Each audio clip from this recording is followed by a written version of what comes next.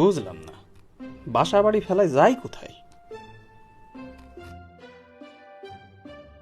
রিফাত, আমি তোমার সংসার ছেড়ে চিরদিনের জন্য বাপের বাড়ি চলে যাচ্ছি।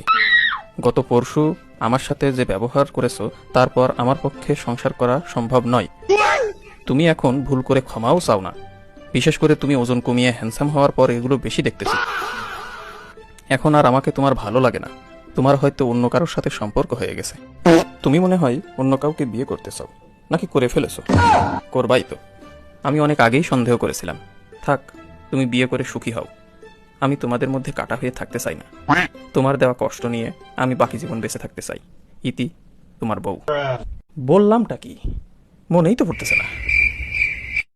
আচ্ছা, তোমাকে আমি কতবার বলবো গেঞ্জিগুলো তুমি এইখানে রাখবা, আর শার্ট গুলো তোমাকে বলেছি তুমি আলমারির ভিতরে রাখবা। এই একটা কথা তোমাকে কতবার বুঝাইতে হবে?